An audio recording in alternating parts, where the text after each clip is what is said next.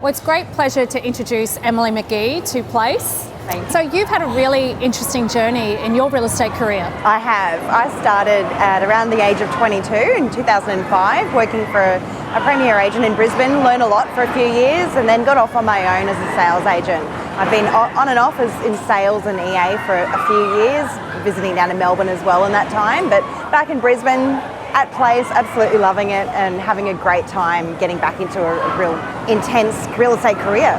Yeah, I just think that wealth of experience that you have is just so fundamental to grow your business, know exactly what you want. What is it that you've really learned out of that journey from your other agencies and your Melbourne experience? Yeah, I think, to be honest, it's great to have that experience and that understanding of how other people in your team contribute to the whole sales experience and what's involved, so that you can give really good guidance to your vendors as well as to what they can expect and not give unrealistic sort of timelines or all those sort of things. So I feel that experience has really grounded me and giving me a real kind of thorough knowledge of the industry as a whole, and also not only just how the sales part transacts, it's about the entire journey.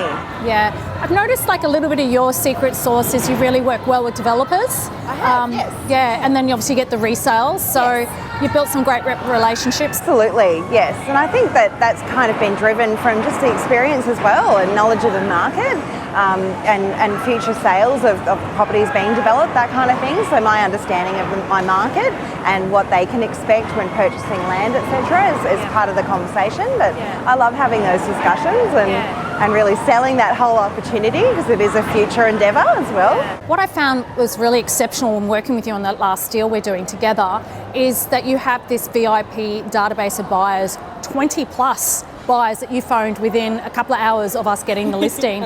And I hadn't even sat at the desk to make a call yet, so it's pretty impressive for a home seller to have that. I think it's just my awareness of who I should connect with on particular deals, because it's relative to certain people and their I suppose journey in being able to buy now, that kind of thing. So having a really thorough understanding of that is all about communication on a regular basis.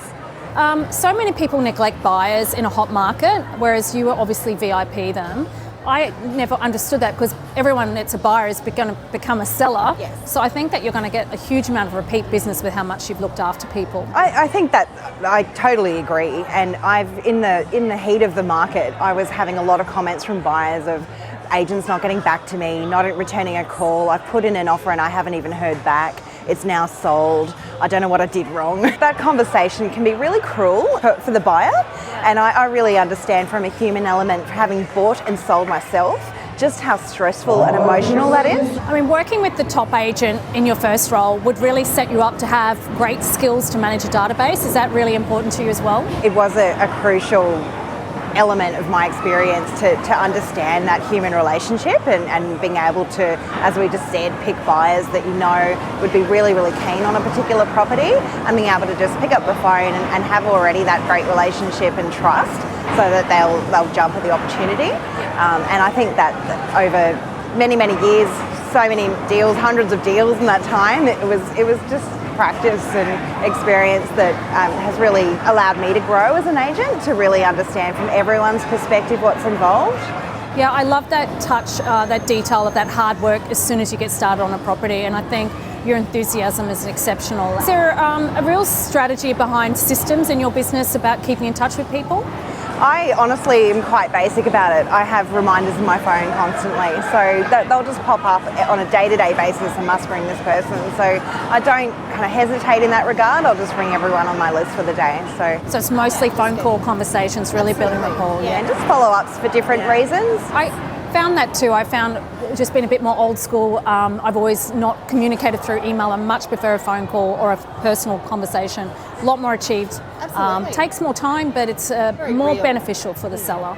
Absolutely. Yeah. And it's a human interaction. Well, I definitely think in a short time of knowing you that your secret sauce is your power of getting on the phone and connecting buyers to a property. I mean, if I was selling a home, I want an agent to be doing that straight away. That is awesome. I'm looking forward to the next 12 months with you, Emily. Me too. Very excited. Enjoy tonight. Sarah.